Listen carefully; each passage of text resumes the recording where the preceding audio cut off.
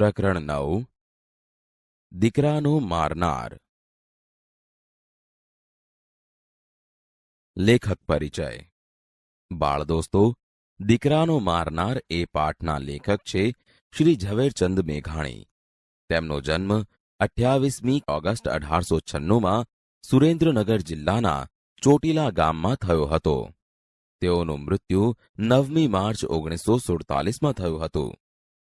શ્રી ઝવેરચંદ મેઘાણીને ગાંધીજીએ રાષ્ટ્રીય શાયરનું બિરુદ આપ્યું હતું.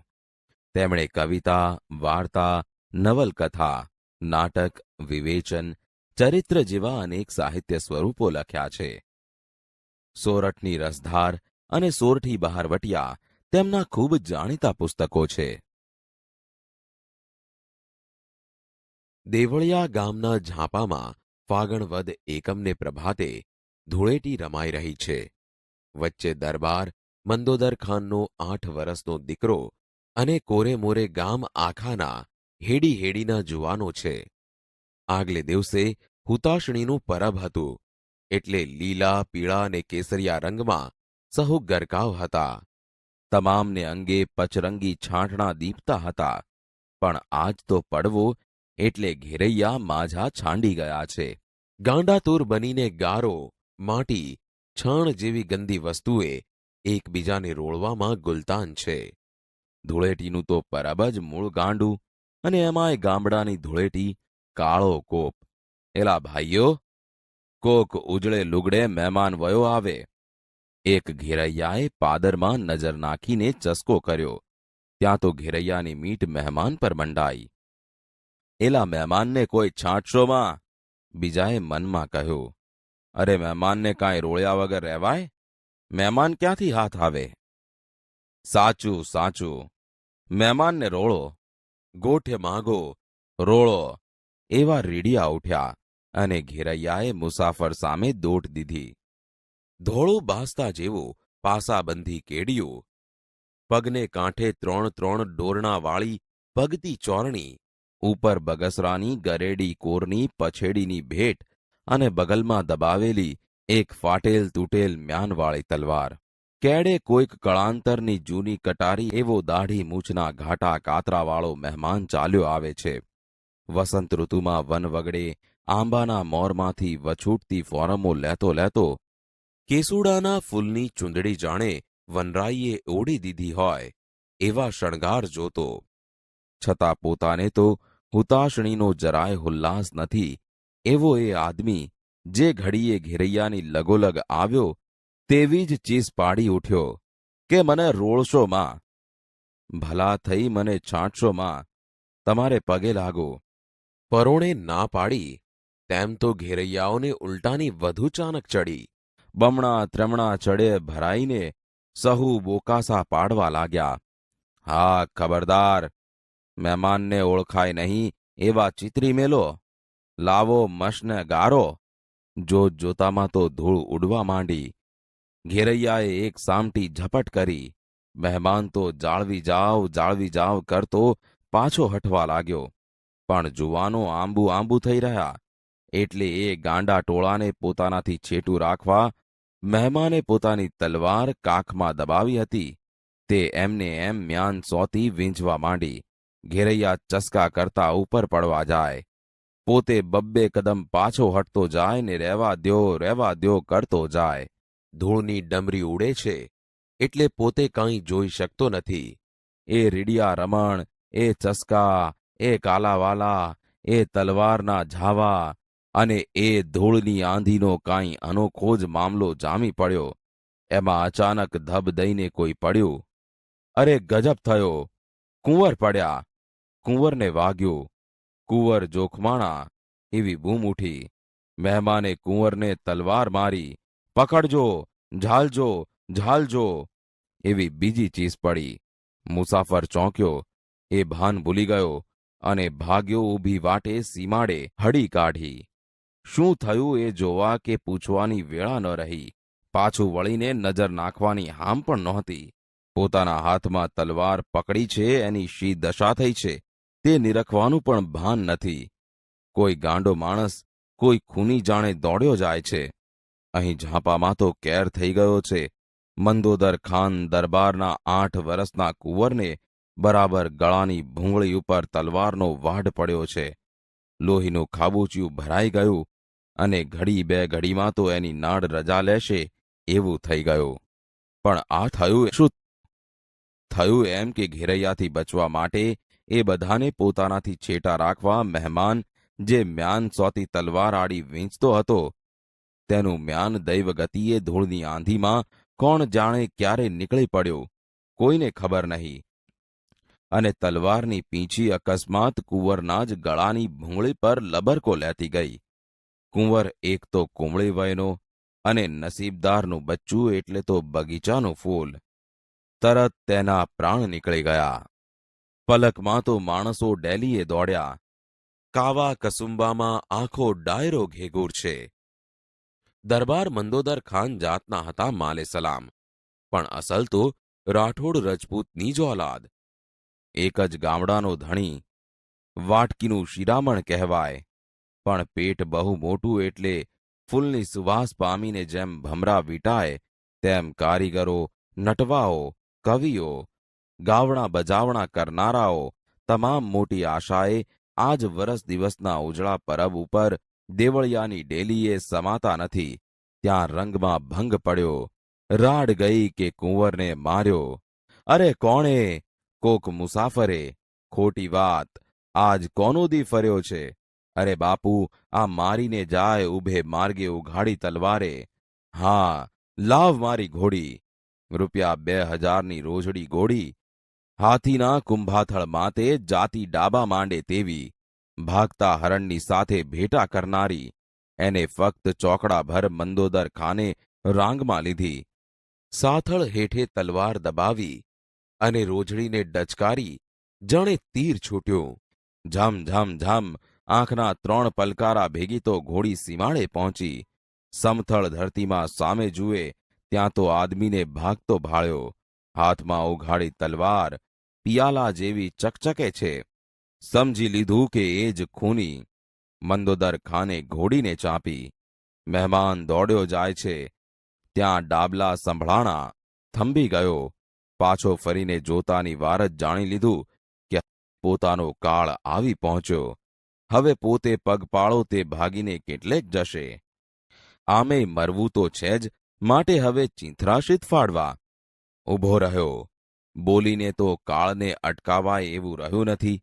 ખુલાસો કરવાનો વખત નથી રહ્યો. એટલે સામા ઊભા રહીને આ મુસાફરે પોતાની તલવાર પોતાને જ ગળે માંડી. અસવાર એ સમસ્યાને સમજી ગયો. જાણ્યું કે કોઈ ત્રાગાળું વરણ લાગે છે અને હું આગળ વધીશ તો એ તલવાર ગળામાં પરોવીને મારે સીમાડે લોહી છાંટશે. એમ સમજી એણે રોજડીને થંભાવી આગેથી પૂછ્યું, કોણ છો? ચારણ. શા માટે આવ્યો તો? કાળનો બોલાવ્યો. ભેંસ્યું બધી મરી ખૂટી. છોકરા છાશ રાબ વગર રોવે છે. નહોતો આવતો પણ ચારણે ધકેલ્યો. મંદોદર ખાનની વાસના માથે અવાજ તૂટક તૂટક નીકળે છે. કુંવરને તે માર્યો? ઈશ્વર જાણે. ચારણે આભ સામે હાથ કર્યો. મને ખબર નથી. હું તો એટલું જ જાણું છું કે મારે ડેલીએ આવવું હતું.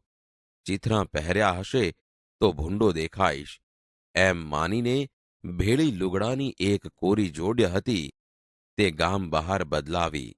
ઘેરૈયા મને રોળવા આવ્યા. મેં એમાંથી ઉગરવા મ્યાનમાં બીડેલી તલવાર વીંજી. મ્યાન ક્યારે નીકળે પડ્યું તેની મને એ ધૂળની આંધીમાં ખબર નથી રહી. આટલી વાત થાય છે ત્યાં પછવાડે ગોકીરા સંભળાયા. કાળી ચીસો પાડતું ગામ આખું હલકીને ચાલ્યું આવે છે.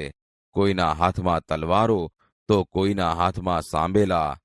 દ્યો દ્યો દ્યો એવો દેકારો બોલતા આવે છે. ભાળતા જ ચારણે ફાળ ખાધી. મંદોદર ખાને રોજડીને માથેથી રાંગ છાંડી પોતાની તલવાર આઘેરી ફગાવી દીધી અને પછી સાદ કર્યો, ગઢવા, અહીં આવ, આ લે. શું? આ મારી ઘોડી આપું છું. ચડીને ભાગવા માંડ. શું બોલો છો? ગઢવા, વાત કરવાની વેળા નથી. જોયું? આમ ગામ હલક્યું છે અને તે એના કુંવરને મારી નાખ્યો છે. આંબ્યા ભેળા તારી કાયાના રાય રાય જેવા કટકા જાણજે. અરે પણ ભાઈ તમે, હું મારી ઓળખાણ અટાણે નહીં.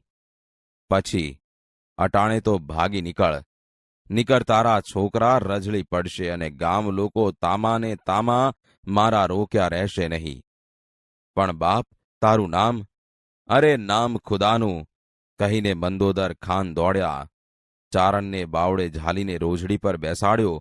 ચોકડું હાથમાં આપીને વાંસેથી રોજડીને ડચકારી. પૂંછનો ઝુંડો માથે કરતી ઘોડી ગઈ. જોત જોતામાં તો અલોપ થઈ.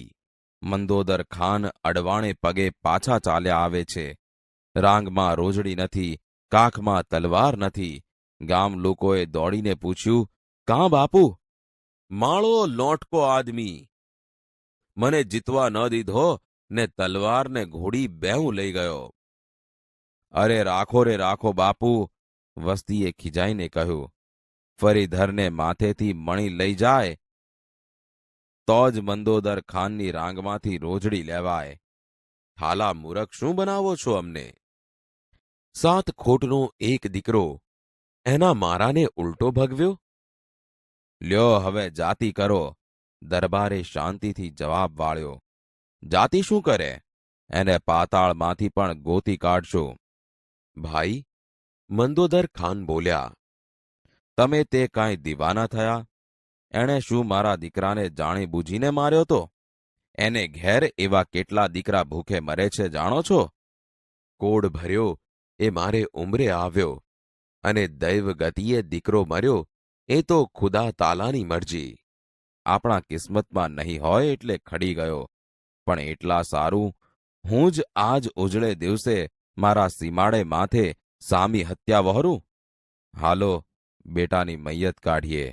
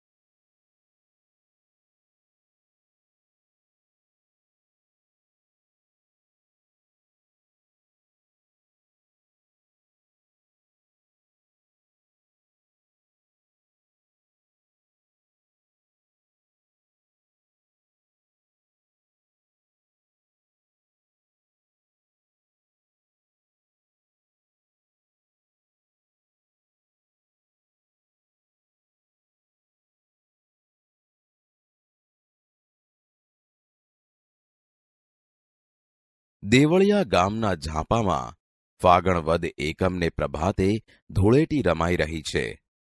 વચ્ચે દરબાર મંદોદર ખાનનો 8 વર્ષનો દીકરો અને કોરે મોરે ગામ આખાના હેડી હેડીના જુવાનો છે.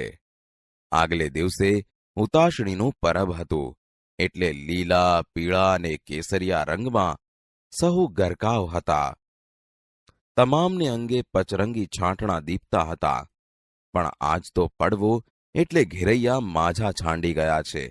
ગાંડાતુર બનીને ગારો, માટી, છાણ જેવી ગંદી વસ્તુએ એકબીજાને રોળવામાં ગુલતાન છે. ધૂળેટીનું તો પરબ જ મૂળ ગાંડું, અને એમાંય ગામડાની ધૂળેટી કાળો કોપ. એલા ભાઈઓ, કોક ઉજળે લુગડે મહેમાન વયો આવે. એલા મહેમાનને કોઈ છાંટશો માં? અરે મહેમાનને કાંઈ રોડ્યા વગર રહેવાય? મહેમાન ક્યાંથી હાથ આવે? સાચું સાચું, મહેમાનને રોડો, ગોઠ માંગો, રોડો.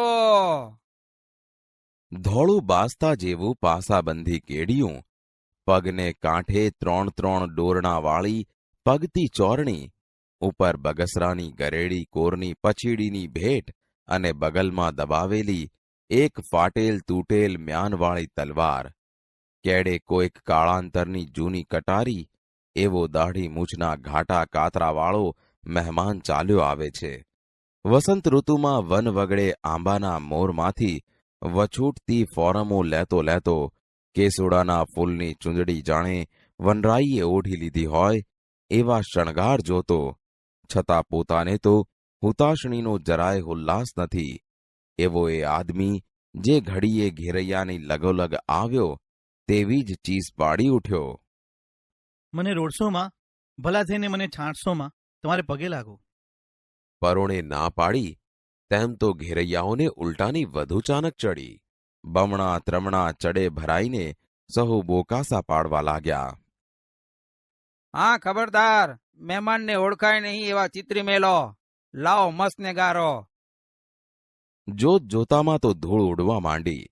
ઘેરૈયાએ એક સામટી ઝપટ કરી.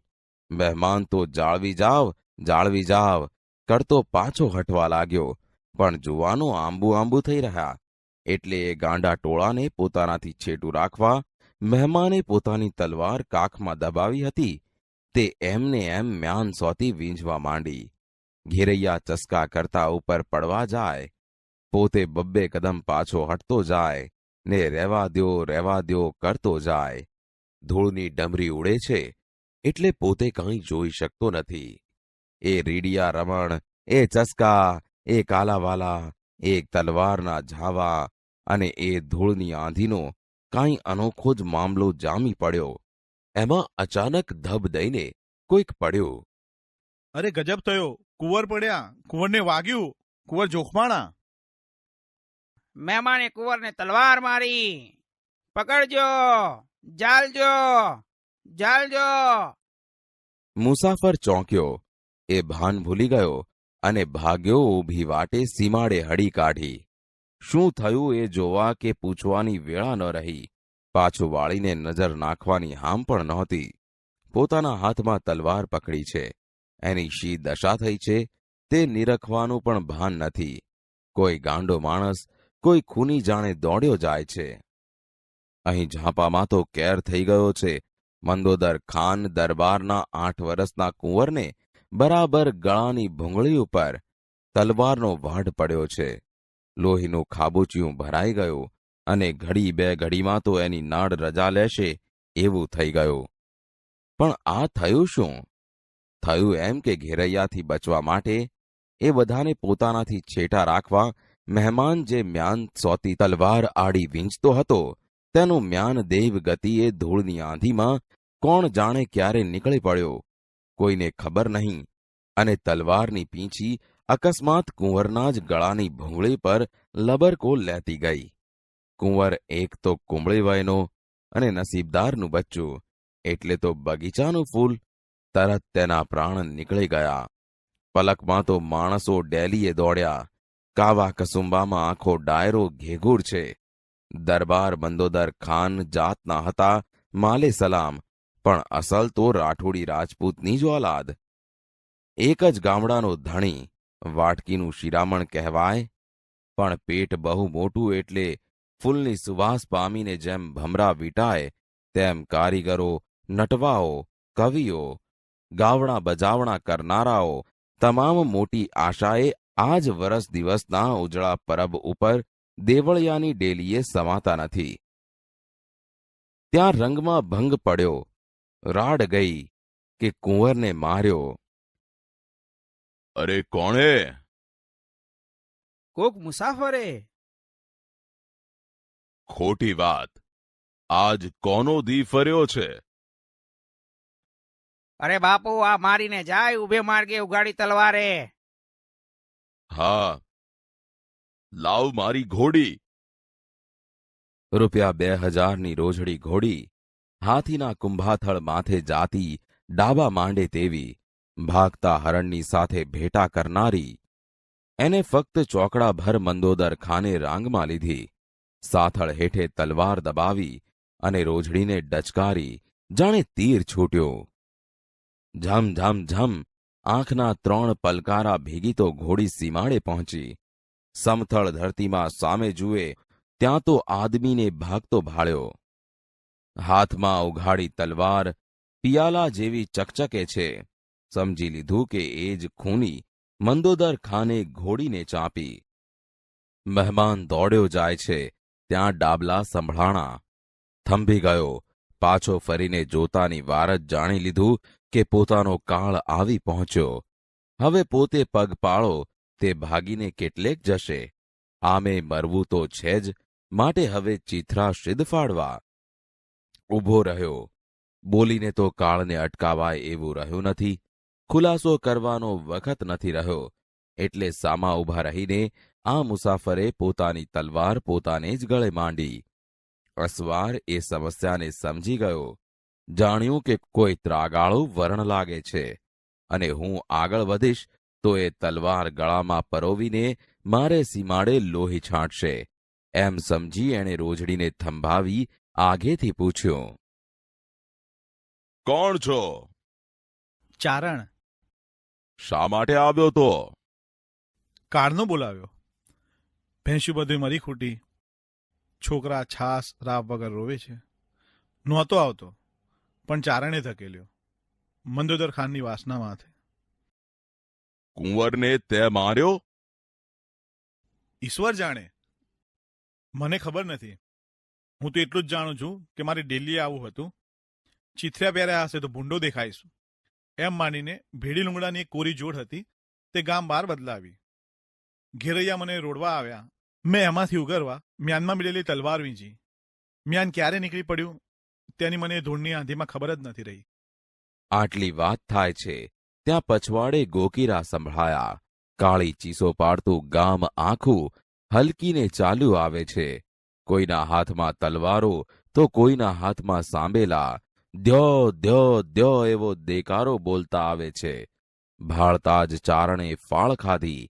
મંદોદર ખાને રોજડીને માથેથી રાંગ છાંડી પોતાની તલવાર આઘેરી ફગાવી દીધી અને પછી સાદ કર્યો. ગઢવા, અહીં આવ. આ લે. શું? આ મારી ઘોડી આપું છું. ચડીને ભાગવા માંડ. શું બોલો છો? ગઢવા, વાત કરવાની વેળા નથી. જોયું, આમ ગામ હલક્યું છે ને તે એના કુંવરને મારી નાખ્યો છે. આંબ્યા ભેળા તારી કાયાના રાઈ રાઈ જેવા કટકા જાણજે. અરે પણ ભાઈ તમે? હું? મારી ઓળખાણ અટાણે નહીં, પછી. અટાણે તો ભાગી નીકળ તારા છોકરા રજળી પડશે અને ગામ લોકો તામાને તામા મારા રોક્યા રહેશે નહીં.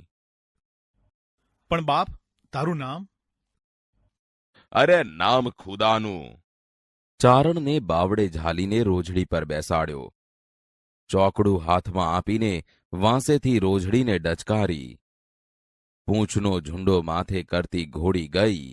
જોત જોતામાં તો અલોપ થઈ ગઈ. મંદોદર ખાન અડવાણે પગે પાછા ચાલ્યા આવે છે. રાંગમાં રોજડી નથી. કાખમાં તલવાર નથી. કાં બાપુ? માળો લોટકો આદમી મને જીતવા ન દીધો ને તલવાર ને ઘોડી બેઉ લઈ ગયો. અરે રાખો રે રાખો બાપુ. ફણીધરને માથેથી મણી લઈ જાય તો જ મંદોદર ખાનની રાંગમાંથી રોજડી લેવાય. ઠાલા મૂરખ શું બનાવો છો અમને? 7 ખોટનો એક દીકરો, એના મારાને ઉલટો ભગ્યો. લ્યો હવે જાતિ કરો. જાતિ શું કરે? એને પાતાળમાંથી પણ ગોતી કાઢશું. ભાઈ તમે તે કાંઈ દીવાના થયા? એણે શું મારા દીકરાને જાણી બૂજીને માર્યો તો? એને ઘેર એવા કેટલા દીકરા ભૂખે મરે છે એ જાણો છો? કોડ ભર્યો એ મારે ઉંમરે આવ્યો અને દૈવગતિએ દીકરો મર્યો એ તો ખુદા તાલાની મરજી. આપણા કિસ્મતમાં નહીં હોય એટલે ખડી ગયો. પણ એટલા સારું હું આજ ઉજળે દિવસે મારા સીબાડા માથે સામી હત્યા વારું? હાલો બેટાની મૈયત કાઢીએ. ભાષા સજ્જતા. બાળ દોસ્તો, આજે આપણે સંધિ વિશે શીખીશું. 2 કે વધારે શબ્દો જ્યારે અમુક ચોક્કસ નિયમોને આધારે જોડાય ત્યારે સંધિ થઈ એમ કહેવાય. સંધિના 2 પ્રકાર છે, એક સ્વર સંધિ અને 2 વ્યંજન સંધિ. સ્વર સંધિ. બાળ દોસ્તો, ગુજરાતી ભાષામાં એક શબ્દને છેડે આવતો સ્વર બીજા શબ્દની શરૂઆતમાં આવતા સ્વર સાથે જોડાય ત્યારે સ્વર સંધિ થઈ એમ કહેવાય. અહીં આપેલ ઉદાહરણ જુઓ. કવિ વત્તા ઇન્દ્ર બરાબર કવિન્દ્ર. અહીં તમે જોશો કે કવિ શબ્દનો વી અક્ષર વ વત્તા ઈથી બન્યો છે, જ્યાં ઈ હસ્વ છે અને ઇન્દ્ર શબ્દનો પહેલો અક્ષર ઈ પણ હસ્વ છે. આમ હસ્વ ઈ અને હસ્વ ઈ ભેગા થતા દીર્ઘ ઈ બને છે. તેથી કવિ વત્તા ઇન્દ્ર બરાબર કવિન્દ્ર થયું. તમે અહીં ધ્યાનથી જોયું હશે કે હસ્વ ઈ પણ સ્વર છે અને બીજો હસ્વ ઈ પણ સ્વર છે. આ રીતે બંને સ્વર ભેગા થવાથી તેને સ્વર સંધિ કહેવાય છે. બાળ દોસ્તો, અહીં આપેલ પહેલો નિયમ સમજો. જુઓ, અ વત્તા અ બરાબર આ થાય છે. હવે ઉદાહરણ જુઓ.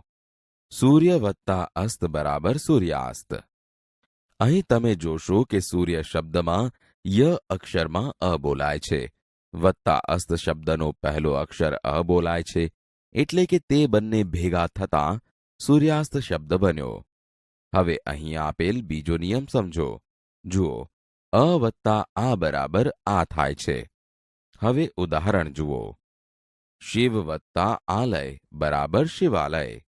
અહીં તમે જોશો કે શિવ શબ્દમાં વ પછી અ બોલાય છે, વત્તા આલય શબ્દનો પહેલો અક્ષર આ બોલાય છે. આમ આ રીતે બંને ભેગા થતા શિવ વત્તા આલય બરાબર શિવાલય શબ્દ બને છે. તેવી જ રીતે આગળનો નિયમ જુઓ. જુઓ, આ વત્તા અ બરાબર આ થાય છે. હવે ઉદાહરણ જુઓ. વિદ્યા વત્તા અર્થી બરાબર વિદ્યાર્થી. તેવી જ રીતે આગળનો નિયમ જુઓ. આ વત્તા આ બરાબર આ થાય છે. આ નિયમ અનુસાર દયા વત્તા આનંદ બરાબર દયાનંદ થાય છે. બાળ દોસ્તો, તમે આગળ અ અને આની સંધિ શીખ્યા છો. અહીં હસ્વ ઈ અને દીર્ઘ ઈની સંધિના કેટલાક ઉદાહરણો જુઓ. રવિ વત્તા ઇન્દ્ર બરાબર રવિન્દ્ર. અહીં તમે જોશો કે રવિ શબ્દના વી અક્ષરમાં હસ્વ ઈ છે તથા ઇન્દ્ર શબ્દનો પહેલો અક્ષર ઈ પણ હસ્વ ઈ છે. તે બંને હસ્વ ઈ ભેગા થતા દીર્ઘ ઈ બને છે. આમ આ રીતે રવિ વત્તા ઇન્દ્ર બરાબર રવિન્દ્ર શબ્દ બને છે, જ્યાં વી દીર્ઘ બન્યો છે. તેવી જ રીતે આગળનું ઉદાહરણ જુઓ. પરી વત્તા ઇક્ષા બરાબર પરીક્ષા. અહીં પણ તમે જોશો કે પરી શબ્દના રી અક્ષરમાં હસ્વ ઈ છે, જ્યારે ઇક્ષા શબ્દનો પહેલો અક્ષર ઈ દીર્ઘ છે, જેના કારણે પરીક્ષા શબ્દનો રી દીર્ઘ બન્યો છે. હવે ત્રીજું ઉદાહરણ જુઓ. દેવીચ્છા, જેમાં દેવી શબ્દના વી અક્ષરમાં ઈ દીર્ઘ છે અને ઈચ્છા શબ્દનો પહેલો અક્ષર ઈ હસ્વ છે, તેથી તેની સંધિ દીર્ઘ ઈ થાય છે. એટલે કે દેવી વત્તા ઈચ્છા બરાબર દેવીચ્છા થશે. હવે ચોથું ઉદાહરણ જુઓ, રજનીશ. અહીં બંને શબ્દોમાં ઈ દીર્ઘ છે. એટલે કે અહીં રજની શબ્દના ની અક્ષરમાં ઈ દીર્ઘ છે અને ઈશ શબ્દનો પહેલો અક્ષર ઈ દીર્ઘ છે. તેથી રજની વત્તા ઈશ ભેગા થતા રજનીશ શબ્દ બને છે. બાળ દોસ્તો, હવે આપણે હસ્વ ઉ અને દીર્ઘ ઉની સંધિ વિશે જાણીએ. અહીં આપેલ ઉદાહરણ જુઓ. સુ વત્તા ઉક્તિ બરાબર સુક્તિ. આ ઉદાહરણ બરાબર ધ્યાનથી જુઓ. અહીં સુ અક્ષરમાં હસ્વ ઉ છે, જે ઉક્તિ શબ્દના હસ્વ ઉ સાથે જોડાય છે. અહીં ઉક્તિ શબ્દનો પહેલો અક્ષર ઉ પણ હસ્વ છે. જ્યારે સંધિ થાય ત્યારે સુ વત્તા ઉક્તિ બરાબર સુક્તિ શબ્દ બને છે, જેમાં સુક્તિ શબ્દનો સુ દીર્ઘ બને છે. હવે બીજું ઉદાહરણ જુઓ. સિંધુર્મી. અહીં સિંધુ વત્તા ઉર્મી શબ્દોમાં સિંધુ શબ્દના ધુ અક્ષરમાં હસ્વ ઉ છે, જે ઉર્મી શબ્દના દીર્ઘ ઉ સાથે જોડવાથી ધુ દીર્ઘ બને છે. આમ આ રીતે સિંધુ વત્તા ઉર્મી બરાબર સિંધુર્મી શબ્દ બને છે. બાળ દોસ્તો, હવે આપણે અ અને હસ્વ ઈ તથા અ અને દીર્ઘ ઈની સંધિના કેટલાક ઉદાહરણો જોઈશું. હવે પહેલું ઉદાહરણ જુઓ. ઉપવત્તા ઇન્દ્ર બરાબર ઉપેન્દ્ર, જેમાં અ અને હસ્વ ઈની સંધિ થતા એ બને છે. જેમ કે ઉપ શબ્દના પ અક્ષરમાં અ છે અને ઇન્દ્ર શબ્દનો પહેલો અક્ષર હસ્વ ઈ છે. તેથી તે બંને ભેગા થતા ઉપવત્તા ઇન્દ્ર બરાબર ઉપેન્દ્ર શબ્દ બને છે. હવે બીજું ઉદાહરણ જુઓ. યથા વત્તા ઇષ્ટ બરાબર યથેષ્ટ, જેમાં આ અને હસ્વ ઈ ભેગા થવાથી પણ એ થાય છે. જેમ કે યથા શબ્દના થા અક્ષરમાં આ છે તથા ઇષ્ટ શબ્દનો પહેલો અક્ષર હસ્વ ઈ છે, જેની સંધિ યથા વત્તા ઇષ્ટ બરાબર યથેષ્ટ થાય છે. હવે ત્રીજું ઉદાહરણ જુઓ. યોગ વત્તા ઈશ બરાબર યોગેશ, જેમાં અ અને દીર્ઘ ઈની સંધિ થવાથી પણ એ થાય છે. તેથી યોગ શબ્દના ગ અક્ષરમાં અ અને ઈશ શબ્દનો પહેલો અક્ષર દીર્ઘ ઈ ભેગા થવાથી યોગ વત્તા ઈશ બરાબર યોગેશ શબ્દ બને છે. હવે ચોથું ઉદાહરણ જુઓ. ઉમા વત્તા ઈશ બરાબર ઉમેશ. અહીં આ અને દીર્ઘ ઈ ભેગા થવાથી ઉમા વત્તા ઈશ બરાબર ઉમેશ શબ્દ બને છે, જેમાં ઉમા શબ્દના મા અક્ષરમાં આ અને ઈશ શબ્દનો પહેલો અક્ષર દીર્ઘ ઈ ભેગા થાય છે. બાળ દોસ્તો, હવે આપણે અ અને હસ્વ ઉ, અ અને દીર્ઘ ઉની સંધિ તથા આ અને હસ્વ ઉ, આ અને દીર્ઘ ઉની સંધિના ઉદાહરણ જાણીશું. હવે પહેલું ઉદાહરણ જુઓ. સૂર્યોદય, જેમાં સૂર્ય શબ્દના ય અક્ષરમાં અ અને ઉદય શબ્દનો પહેલો અક્ષર હસ્વ ઉ ભેગો થતા સૂર્ય વત્તા ઉદય બરાબર સૂર્યોદય થાય છે. એટલે કે અ વત્તા ઉ બરાબર ઓ થયેલ જુઓ. હવે બીજા ઉદાહરણમાં જુઓ. પ્રણયોર્મી, જેમાં પ્રણય શબ્દના ય અક્ષરમાં અ અને ઉર્મી શબ્દનો પહેલો અક્ષર દીર્ઘ ઉ છે. તે બંને ભેગા થતા અ વત્તા ઉ બરાબર ઓ, એટલે કે પ્રણય વત્તા ઉર્મી બરાબર પ્રણયોર્મી બને છે. હવે ત્રીજું ઉદાહરણ જુઓ. મહા વત્તા ઉદય બરાબર મહોદય, જેમાં મહા શબ્દના હા અક્ષરમાં આ અને ઉદય શબ્દનો પહેલો અક્ષર હસ્વ ઉ ભેગો થતા મહા વત્તા ઉદય બરાબર મહોદય થાય છે. એટલે કે આ વત્તા ઉ બરાબર ઓ થયેલ જુઓ. હવે ચોથું ઉદાહરણ જુઓ. ગંગા વત્તા ઉર્મી બરાબર ગંગોર્મી, જેમાં ગંગા શબ્દના ગા અક્ષરમાં આ તથા ઉર્મી શબ્દનો પહેલો અક્ષર દીર્ઘ ઉ છે, જેનાથી આ વત્તા ઉ બરાબર ઓ બને છે. એટલે કે ગંગા વત્તા ઉર્મી બરાબર ગંગોર્મી શબ્દ બને છે. બાળ દોસ્તો, હવે આપણે અ વત્તા એ અને આ વત્તા એ બરાબર અહીંની સંધિના ઉદાહરણ જાણીશું. હવે પહેલું ઉદાહરણ જુઓ. પુત્ર વત્તા એષણા બરાબર પુત્રેષણા, જેમાં પુત્ર શબ્દના ત્ર અક્ષરમાં અ અને એષણા શબ્દનો પહેલો અક્ષર એ જોડતા પુત્રેષણા શબ્દ બને છે.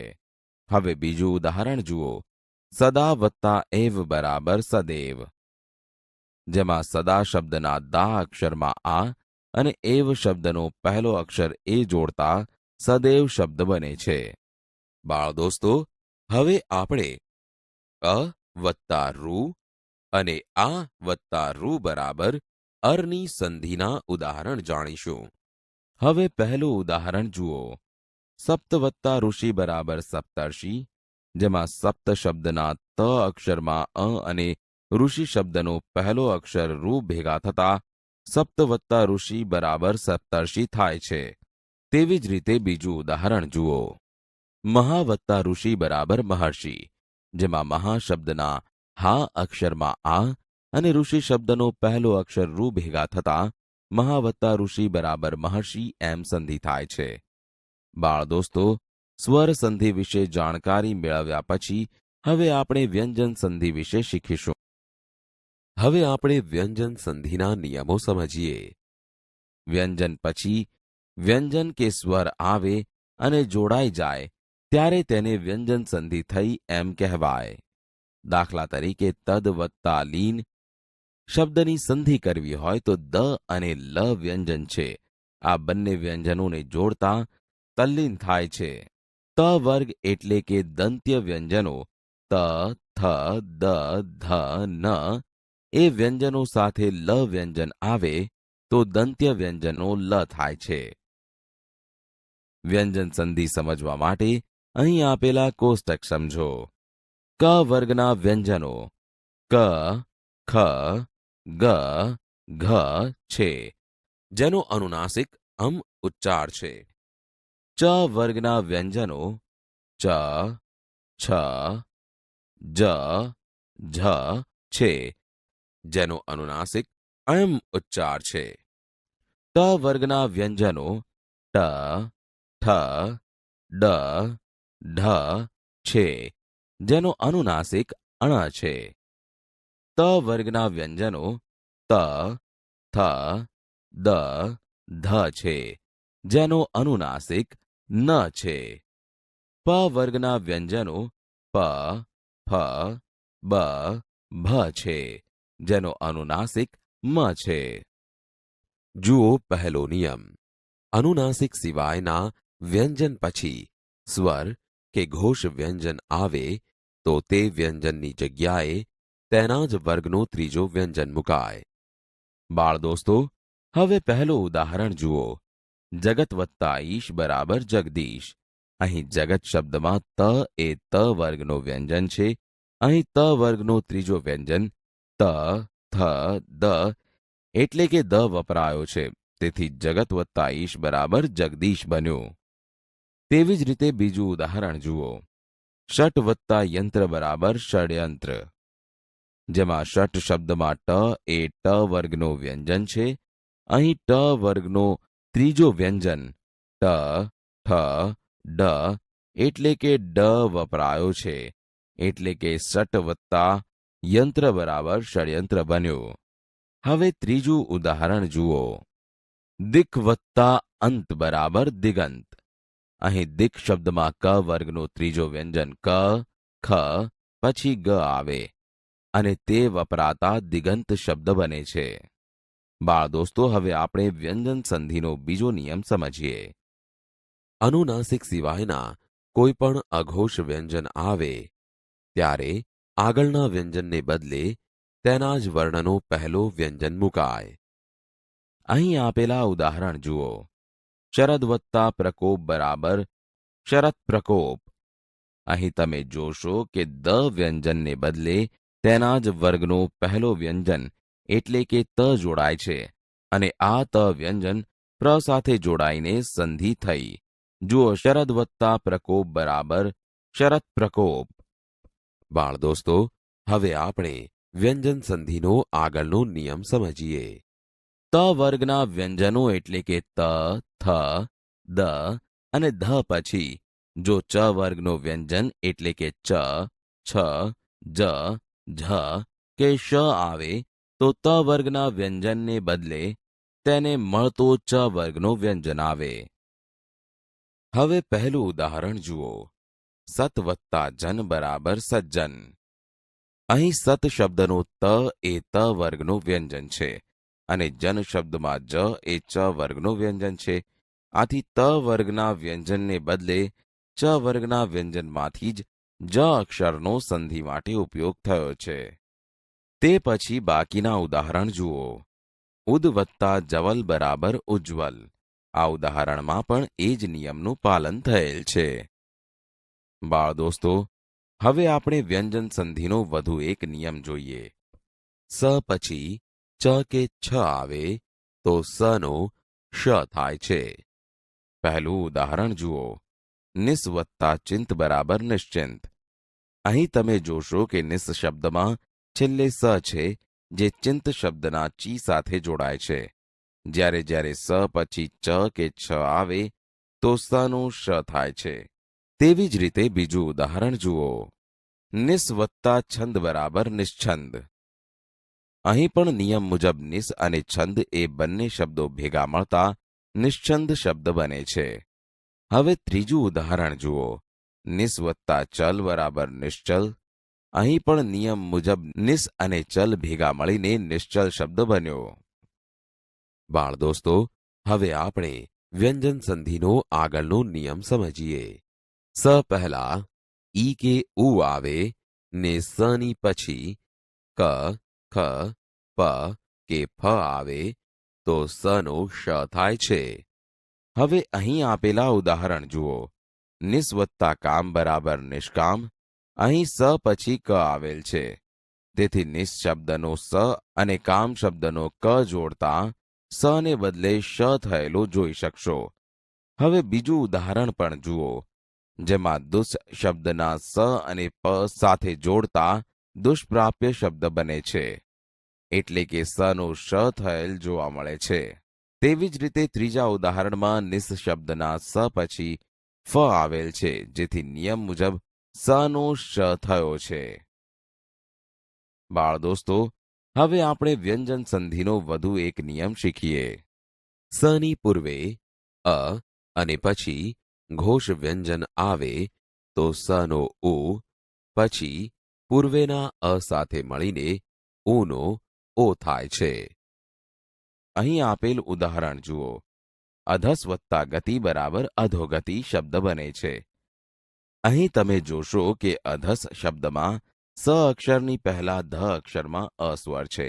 તેથી સનો ઉ કરેલ છે તથા ગતિ શબ્દના પ્રથમ વ્યંજન ગ અક્ષરમાં પણ અ સ્વર હોવાથી ઉ અને અ ભેગા મળતા ઓ કરેલ છે. હવે બાકીના ઉદાહરણ જુઓ. મનસ વત્તા હર બરાબર મનોહર. જેમાં મનસ શબ્દના સ અક્ષરનો ઉ અને હર શબ્દમાં હ અક્ષરનો અ છે. તે બંને ભેગા કરીએ તો ઓ થયેલ છે. તેથી મનસ વત્તા હર બરાબર મનોહર શબ્દ થશે. તે પછીના ઉદાહરણો પણ આ જ નિયમને અનુસરે છે. બાળ દોસ્તો, હવે આપણે વ્યંજન સંધિનો આગળનો નિયમ સમજીએ. અનુનાસિક સિવાયના સ્પર્શ વ્યંજન પછી શ આવે તો શનો છ થાય છે. બાળ દોસ્તો, અહીં આપેલા તમામ ઉદાહરણો જુઓ. દરેકમાં વત્તા પછી શ આવે છે. જ્યારે જ્યારે અનુનાસિક સિવાયના સ્પર્શ વ્યંજન પછી શ આવે તો શનો છ થાય છે. ફરીથી પહેલું ઉદાહરણ જુઓ. ઉદ વત્તા શ્વાસ. અહીં દ અને શને જોડવાના થાય છે. શ જોડતા ઉદ વત્તા શ્વાસ બરાબર ઉચ્છ્વાસ થાય છે. તેવી જ રીતે બીજા ઉદાહરણ જુઓ. ઉત વત્તા શ્વાસ બરાબર ઉચ્છ્વાસ. ઉચ્ચ વત્તા છવાસ બરાબર ઉચ્છ્વાસ. ચિદ વત્તા શક્તિ બરાબર ચિચ્છક્તિ. ચિત વત્તા શક્તિ બરાબર ચિચ્છક્તિ. ચિચ વત્તા છક્તિ બરાબર ચિચ્છક્તિ. અહીં દરેકમાં શનું છ થયેલ જોઈ શકશો. બાળ દોસ્તો, હવે આપણે વ્યંજન સંધિનો વધુ એક નિયમ સમજીએ. સથી શરૂ થતા શબ્દ પહેલા જોડાયેલા શબ્દને અંતે અ કે આ સિવાયનો સ્વર હોય તો સનો શ થાય છે. અહીં આપેલ ઉદાહરણ જુઓ. વી વત્તા સમ બરાબર વિષમ. અહીં તમે જોશો કે સમ શબ્દની પહેલા વી અક્ષરમાં હસ્વ ઈ જોડાયેલ છે. જ્યારે સથી શરૂ થતા શબ્દ પહેલા જોડાયેલા શબ્દને અંતે અ કે આ સિવાયનો સ્વર હોય તો સનો શ થાય છે. તેથી અહીં સનો શ થયેલો જોવા મળશે. તેવી જ રીતે ત્રીજું ઉદાહરણ જુઓ. સુ વત્તા સમા બરાબર સુષ્મા. અહીં પણ તમે જોશો કે સમા શબ્દની પહેલા સુ અક્ષરમાં હસવું જોડાય છે. તેથી અહીં પણ સનો શ થયેલો જોવા મળશે.